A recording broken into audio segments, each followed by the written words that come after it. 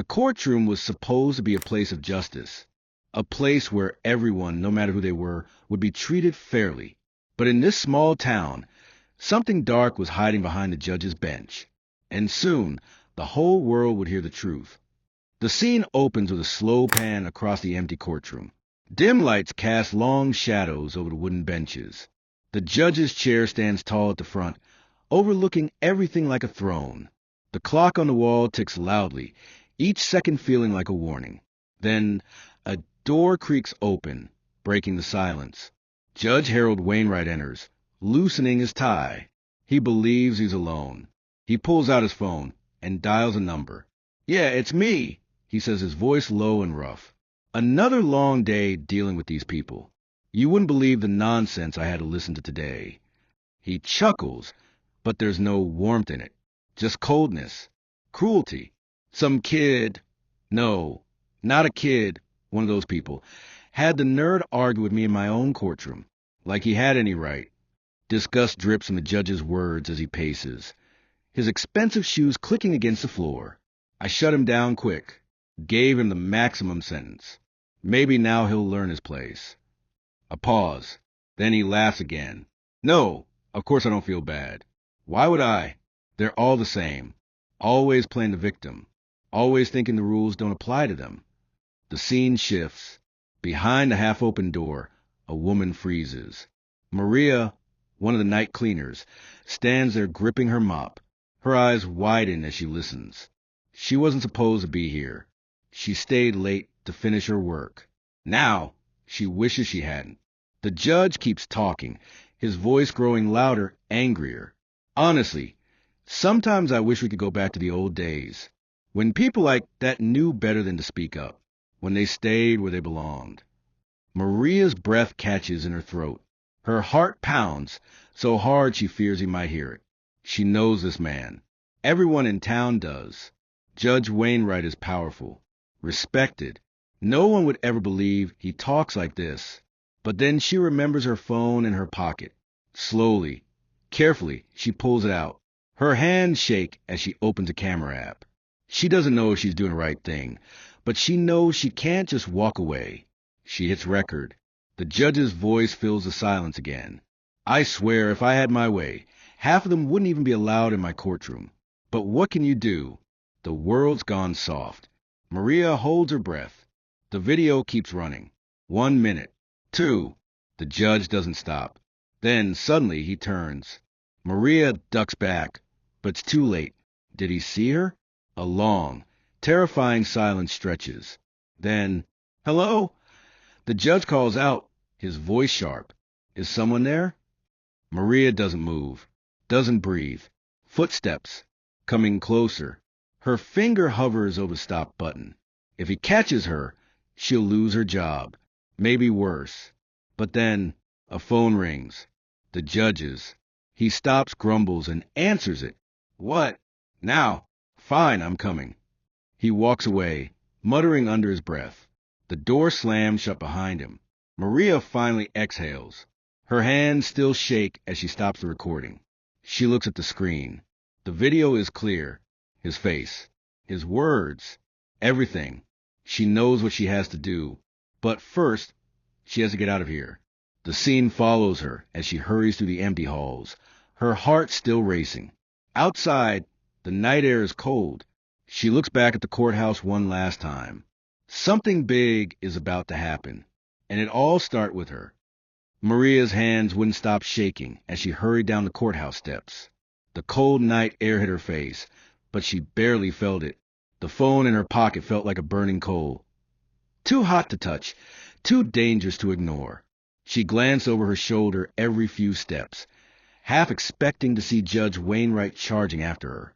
The streetlights cast long shadows that seemed to reach for her as she walked. Her bus wouldn't come for another hour, so she started the long walk home, her mind racing faster than her feet. What'd I do with this?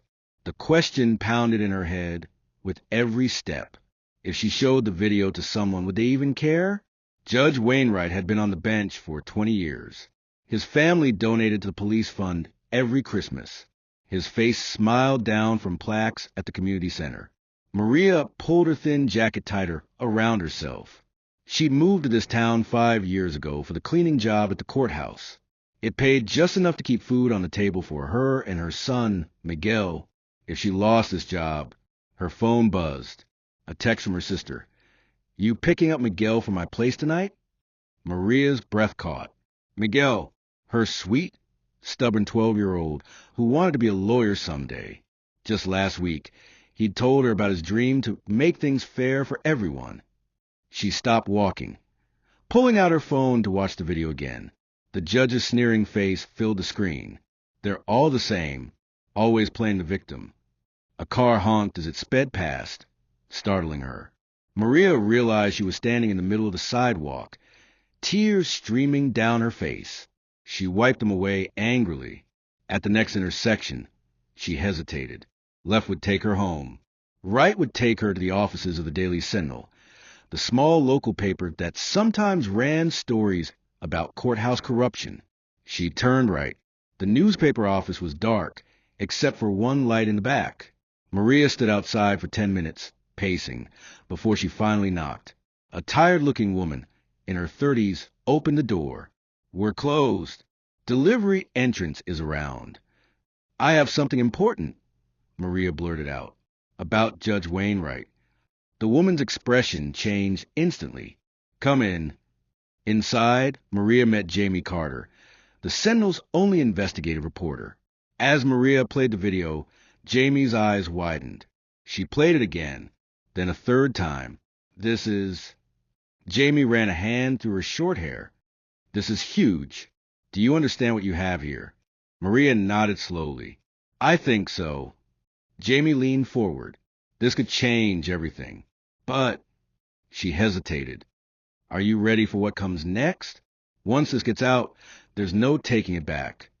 Maria thought of Miguel, thought of all the people who'd stood in Judge Wainwright's courtroom, not knowing what he really thought of them. "Do it," she said. The next 48 hours passed in a blur. Jamie worked through the night, verifying the video, reaching out to legal experts, digging into Judge Wainwright's past rulings. Maria called in sick to work, too afraid to go back to courthouse. She spent the day jumping at every noise outside her apartment, jumping every time her phone buzzed. Miguel knew something was wrong. "Mama, you're acting weird," he said at dinner, pushing his rice around his plate. "Just tired, Mijo," Maria lied, forcing a smile. That night, she barely slept. When her phone rang at 6 a.m., she nearly fell out of bed answering it. "It's live," Jamie said, her voice crackling with excitement. "The story just went up. And Maria, it's already spreading." Maria opened the Sentinel's website with trembling fingers. There was exclusive. Secret recording catches judge in racist rant, with her video front and center. Already, the share counter was climbing into the hundreds. She turned on the local news. Within an hour, the story had jumped to the national outlets. By noon, hashtag Judge Wainwright was trending on Twitter. That's when the first reporter showed up at her door. "Ms. Rodriguez, I'm with Channel 7 News. We'd love to hear your side of the story." Maria's stomach dropped. She hadn't thought about this part, about her name getting out. She peeked through the blinds and saw 2 more news vans pulling up outside. Miguel came up beside her, his eyes wide. "Mama, what's going on?" Maria took a deep breath and squeezed his hand. She realized something in that moment. She wasn't afraid anymore. "Come sit with me, Mijo," she said, leading him to the couch. "There's something I need to tell you." As she explained everything, the doorbell rang again. Outside, the crowd was growing. Maria knew her life would never be the same after today. But for the first time since that night in the courthouse, she didn't feel the crushing weight of fear. She felt something else instead, something she hadn't felt in a long time. Hope. The knocking at Maria's apartment door grew more insistent. Through the thin curtains, she could see the silhouettes of at least 5 reporters milling about on her tiny front porch. Miguel clutched her arm, his fingers digging into her skin. "Mama, who are all these people?" His voice trembled slightly, the way it did when he was trying to be brave but wasn't quite succeeding. Maria knelt down to his level, placing both hands on his shoulders. Remember how you said you wanted to be a lawyer to help people? Well, Mama found out something really bad about a judge. These people want to talk about it. Miguel's eyes widened. Like on TV? Before Maria could answer, her phone vibrated violently against the kitchen counter. Jamie's name flashed on the screen. Maria grabbed it like a lifeline. Don't talk to anyone yet. Jamie's voice came through in an urgent whisper. The judge's people are already spinning this. They're saying the video is fake. We need to get you somewhere safe. Maria's stomach twisted. Safe? What do you mean safe? A loud bang on the door made them both jump. Ms. Rodriguez, we know you're in there. The public deserves to hear your story. Jamie's voice turned deadly serious. Listen to me. Pack a bag for you and Miguel. Just essentials. I'm sending a car. There's a back exit to your building, right? Maria's hand started shaking again. She looked around their small apartment. The crayon drawings Miguel had taped to the fridge. The second-hand sofa they'd saved 6 months to buy. Yes, through the laundry room. Good. Go now. Don't answer the door. Don't talk to anyone. I'll text you when the car arrives. The line went dead. Maria stared at her phone, then at Miguel's confused face. For a split second, she considered ignoring Jamie's warning. These were reporters, not criminals. But something in Jamie's tone. Miguel, baby, we're going on a little trip. She forced a smile. Go pack your backpack. 3 days of clothes, okay? And your favorite book. As Miguel ran to his room, Maria moved like lightning. Jeans, t-shirts, underwear, their toothbrushes. She paused when she saw the framed photo of Miguel's father on her dresser. Army uniform. Smiling that confident smile that had convinced her everything would always be okay. She threw it in the bag, too. The banging on the door continued. Now someone was shouting through the mail slot. Maria ignored them all, focusing on the back door exit plan. Through the kitchen, down the service hallway, past the broken washing machine that always smelled like mildew. Her phone buzzed. Black SUV. License plate ending in 712. 2 minutes. Miguel, vamos. They slipped out the back just as the front door shaking reached a frightening intensity. The service hallway was dark and damp, just like always. But today it felt like a tunnel to freedom rather than just a shortcut to the dumpsters. The black SUV idled at the curb exactly as described. Maria hesitated for just a second before yanking the door open and shoving Miguel inside. The driver, a large man with a shaved head and kind eyes, nodded but said nothing as he pulled away. Only when they turned the corner did Maria dare to look back. A crowd had formed outside her building now.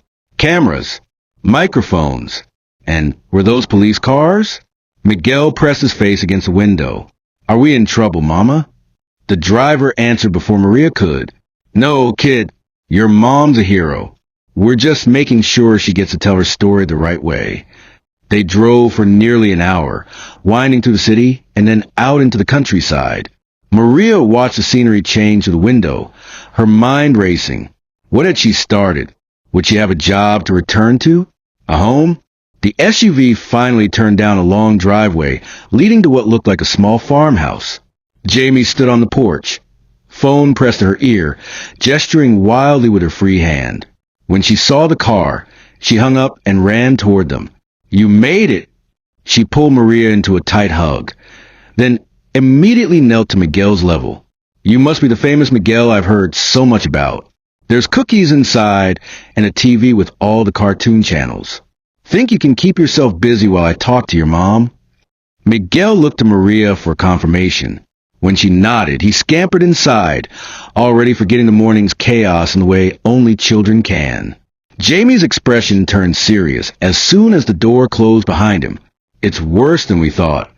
She led Maria to a laptop set up on the porch table. The screen showed Judge Wainwright at a press conference. His face the picture of wounded dignity. This is nothing more than a despicable smear campaign, the judge declared, his voice trembling with what sounded like genuine emotion. That video is a fabrication. The audio spliced together from various speeches I've given over the years. I've devoted my life to justice, and this character assassination. Maria gasped. He's lying. Jamie clicked to another tab, the Sentinel's website. The comments section had exploded since this morning. Hundreds, maybe thousands of messages. Look at these. Jamie scrolled through, half are calling you a hero. The other half. Maria read aloud in horror. Fire the lying bitch cleaner. She probably made it up for attention. Typical immigrant trying to cause trouble. Her voice broke. They don't even know me. Jamie squeezed her shoulder. That's why we need to fight back. Properly. She opened a new browser tab, showing a sleek website. The ACLU wants to represent you. They're putting together a team to investigate every case Wainwright has ever presided over. But they need you to go on record. Maria's stomach churned. Go on record how? National television.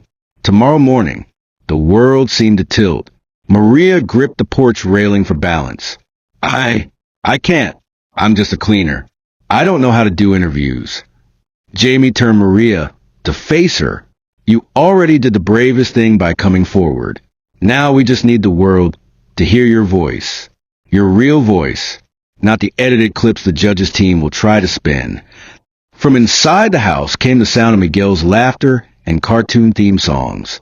Maria thought about the way his face had lit up when he talked about becoming a lawyer, about fairness, justice. She took a deep breath. Okay, but Miguel stays somewhere safe. Jamie nodded. Already arranged. My sister's a kindergarten teacher. She'll take him to the children's museum, get ice cream, the whole 9 yards. They spent the rest of the afternoon preparing. Media trainers arrived to walk Maria through potential questions. Lawyers came to discuss her rights. Through it all, Maria kept glancing at Miguel through the window, watching him color peacefully at the kitchen table. That night, after Miguel fell asleep in the farmhouse's cozy guest room, Maria tiptoed outside of the porch. The countryside silence was overwhelming compared to her usual city noises. She stared up at the stars, wondering if her life would ever be normal again. Her phone buzzed with a new notification. The hashtag I Stand With Maria was trending. She clicked on it and nearly dropped her phone. Hundreds of people, no, thousands, had posted messages of support. Courthouse janitors sharing their stories. Lawyers admitting they'd always suspected Wainwright's bias. Even a few judges condemning his alleged behavior. One post stood out. A video from a young black man who'd been sentenced by Wainwright 2 years prior. I knew something was off that day, he said, his eyes burning with conviction. The way he looked at me. Maria Rodriguez is telling the truth. Tears streamed down Maria's face as she scrolled through the outpouring of support. For the first time, she understood what Jamie meant about this being bigger than just her. This was about everyone who'd ever walked into a courtroom hoping for fairness, and instead finding prejudice. She wiped her eyes and squared her shoulders. Tomorrow would be terrifying. The judge and his powerful friends would fight back hard. But for every hateful comment, there were now 10 messages of support. Maria wasn't alone anymore, and that made all the difference. Maria sat in the green room of the morning news studio, her knees bouncing uncontrollably. The makeup artist had just finished dabbing her face with powder, muttering something about TV shine. Maria barely heard her. All she could focus on was the monitor showing the live broadcast, currently airing Judge Wainwright's attorney, giving yet another interview claiming the video was doctored. Jamie squeezed her hand. Remember what we practiced. Just tell your story. The truth doesn't need embellishment. A production assistant poked her head in. 2 minutes, Ms. Rodriguez. Maria's throat went dry. She glanced at her phone where a text from her sister showed Miguel happily eating pancakes at the museum cafe. That image gave her strength. The walk to the set felt like marching to her execution. Bright lights blinded her as she was mic'd up and guided to the interview chair. The host, a famous journalist Maria had watched for years, gave her a reassuring smile. We're live in 5, 4... Maria's heart threatened to pound out of her chest. 3, 2... She took one deep breath. And welcome back. With us now is Maria Rodriguez, the courthouse employee whose secret recording of Judge Harold Wainwright has sparked national outrage. Maria, thank you for joining us. The first question came gently. Can you tell us in your own words what happened that night in the courthouse? Maria's voice shook at first as she described the empty courtroom, the judge's unexpected arrival, the vile words she'd overheard. But as she continued, her words grew stronger. She spoke about her son Miguel, about why she decided to come forward despite the risks. The host leaned forward. Judge Wainwright's legal team claims this video was fabricated. What do you say to that? Maria met the camera's lens directly. I say they're lying. The video is real. I was there. I heard him. She reached into her pocket and produced a courthouse key card. This proves I was working that night. The security log will show it too. The interview lasted 12 minutes, but felt like seconds. When it ended, the studio burst into applause. Jamie rushed over, eyes shining. You were perfect. Absolutely perfect. Back in the green room, Maria's phone began exploding with notifications.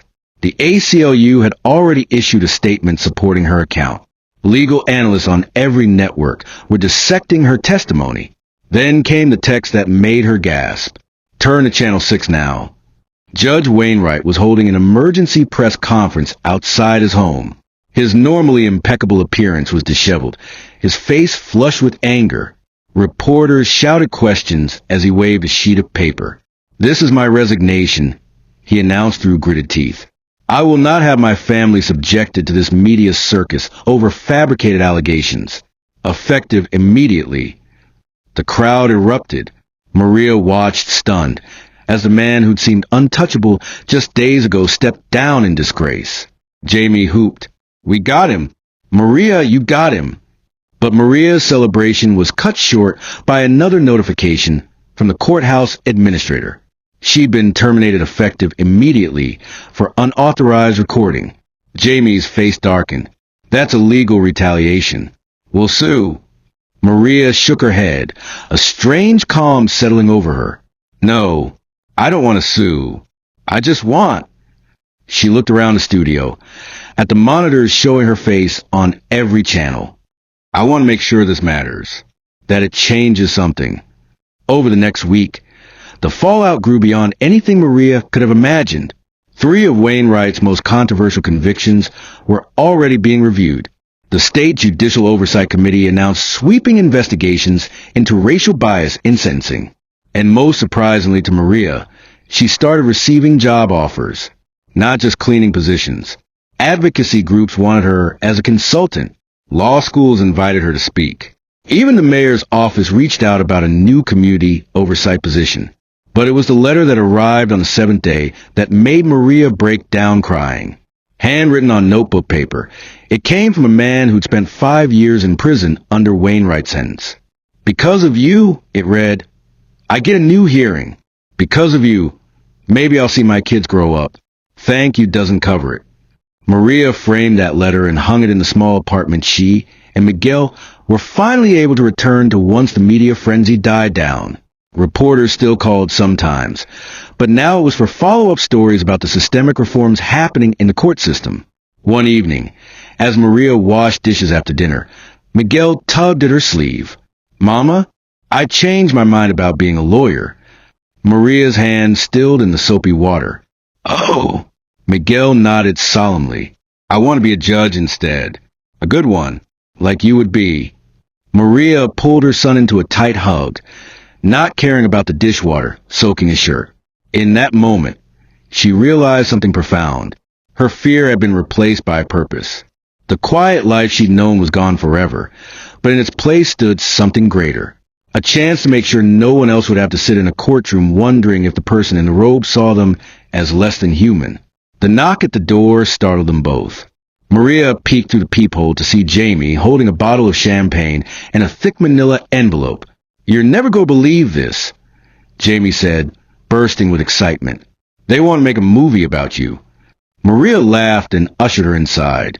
As the two women talked late into the night about next steps, about activism, about change, Maria glanced at Miguel asleep on the couch, his face peaceful in the glow of the television. The screen showed a news ticker. Landmark judicial reform bill passes in wake of Wainwright scandal. She smiled. This was just the beginning.